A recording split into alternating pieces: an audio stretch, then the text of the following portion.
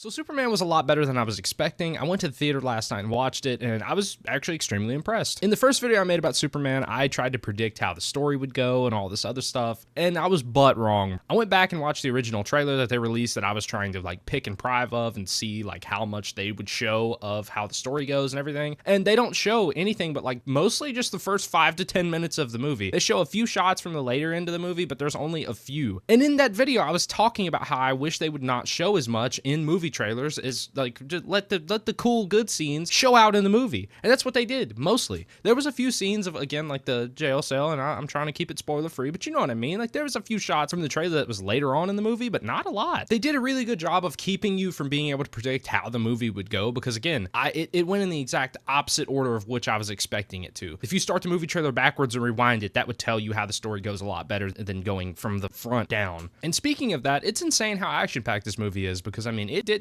have a dull moment hardly. In the more recent years of superhero movies, even Marvel, to me, has had some pretty dull movies where there's a lot of just talking, yammering, and stuff that doesn't matter at all. But instead, I feel like James Gunn used his time very, very well. He wanted to get you into the cinematic universe. He wanted to get you convinced that this was going to be a good movie off the first rip, which scared me, because I thought, oh, okay, this action-packed scene at the start, this is all the action that the movie's going to have. And then it just kept on coming. It just kept on and on and on and on and on. It never ended. And this movie was extremely charming to my attention span.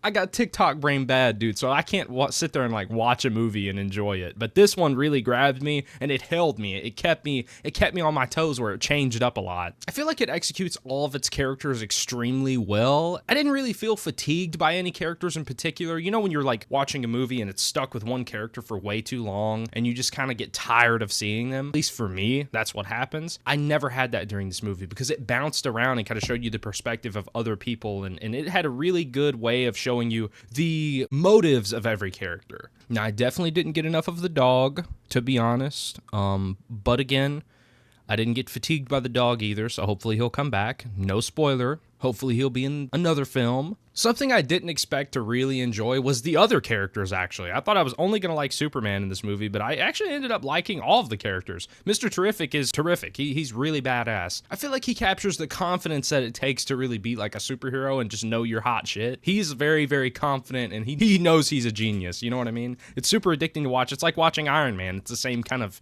gist, where he just knows he's hot shit. He's like a mixture of Iron Man and then Peter Quill from Guardians of the Galaxy, because it takes all that cringy awkwardness that Peter Quill has and replaces it with Tony Stark's like arrogance and confidence. But he never is wrong. He's a baller in the movie. I mean, I'm not going to spoil anything. Something I really liked about the character is the fact that James Gunn kind of used everything he learned working on the Guardians films and threw it all onto this character. And I'm not saying it's like a direct ripoff. It doesn't feel like it's replacing Peter Quill or trying to be Peter Quill. It was just like things that take time to master, getting the right shots, the right soundtrack for certain scenes, everything. I feel like he took all the knowledge he got from Guardians of the Galaxy and used all that knowledge on this character. You know what I mean? It's a perfect blend of everything that was good about all the Guardians movies in like a 3-minute span. The cinematography of it, the sound, everything in between, just, it was really good. You could tell it was something that you have to take time and learn, and he got so much experience working on the 3 Guardians films that here we are. He knows what he's doing. Now, I will admit, the story is a little bit hard to follow at times for me. For some reason, it's swapping off so many characters. I didn't really know what point was what and what the direction of it was, but that's also just me not paying as good of attention as I probably should have. I was getting on my phone. I was doing the typical shit that everybody does in the movie theater. And again, I think it's also because I tried to predict how the film would go, and it didn't go the way I predicted it to in the first place.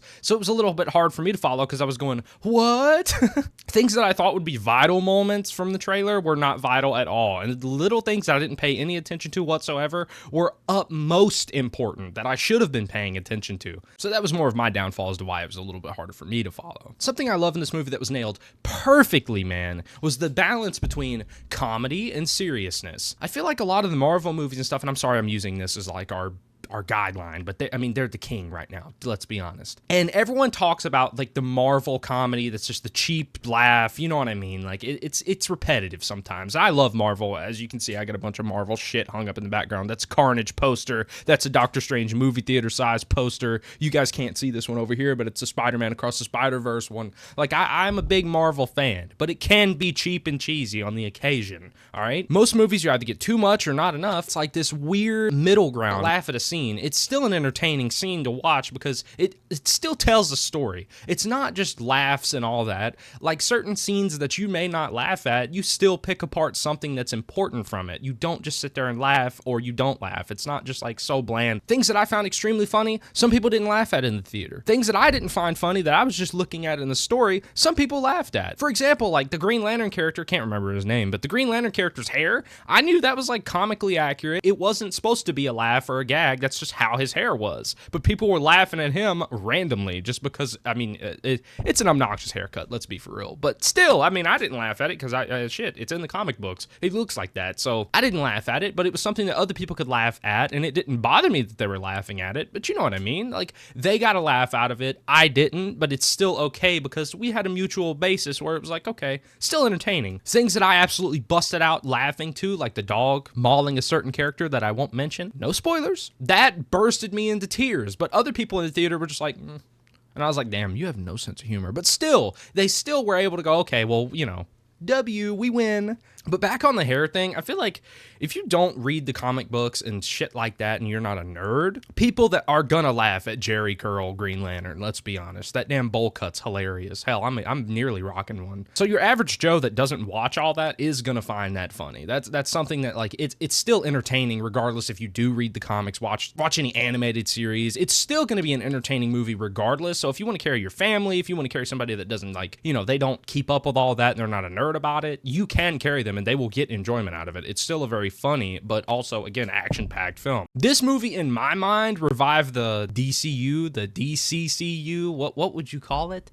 The DC Cinematic Universe. So what I did see on YouTube the other day was by DC Comics or James Gunn himself, one of the other, but it's him talking about wanting to make the DCCU universe that connects all the movies together, and it just makes it a lot easier to get into. And to imagine the DC universe having something similar to what the MCU has right now is just fantastic. Again, I like DC, I always have, but they haven't made good movies in the last few years, and this is like a really good movie. And I liked Batman, but again, that was a spin-off kind of movie. Now, speaking of that, I don't know how they will execute Batman and Joker into a universe like this, because as much as I was saying that it is a good balance of seriousness, I can't imagine this Superman fighting damn Batman or even interacting with Batman, especially if it's like the Robert Pattinson's Batman, which is my favorite. I just don't see them being compatible, so we're probably going to have a complete new cast of Batman and Joker and all the other people, which is not that bad. I actually really like the Superman compared to what I thought I would like, because I'm a big Henry Cavill guy. But I feel like they could bring in some pretty strong actors for the roles. Again, I didn't even really think that the person that played Lex Luthor was very fitting for Lex Luthor until I seen him on screen, and then I enjoyed it a little bit more. Something I didn't like, which is Borderlands, not the damn game. Borderline, like Lex Luthor feels like Mysterio did in the Spider-Man movies, if you've seen that in the recent years. I didn't like how they just made him like this tech genius that really isn't that cool or that much, and I know, to a degree, that's what he is in the comics, and that's what Mysterio is in his comics, but I just wish they would have done a little bit more to give him a little bit more, I don't know, bulkiness, coolness, and just give him something other than just being like, you know, some dickhead screaming numbers and letters. But yeah, I'm really excited to see how they'll try and implement all these other characters into this universe and making it work, making it blend, because again, DC goes a lot different than Marvel. You can mix all the Marvel characters together and they'll kind of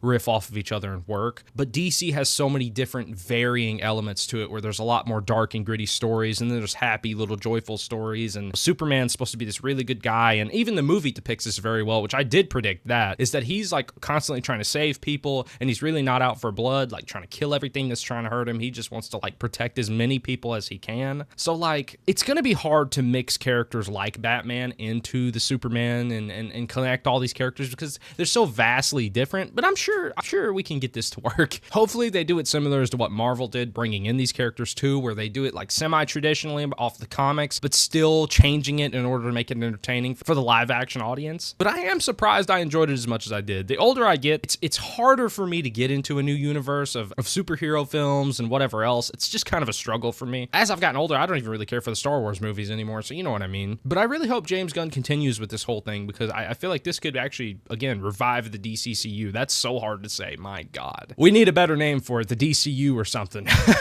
I'm sure he won't screw it up, and I really enjoy it, but that's all I have to say. The movie's great. If I was going to rate it, I would probably give it an 8 out of 10. I mean, it's fantastic. I would probably put it up there with some of my other favorite superhero movies. So I hope you guys enjoyed this video. And anyways, that's all I have to say, like I said. So bye.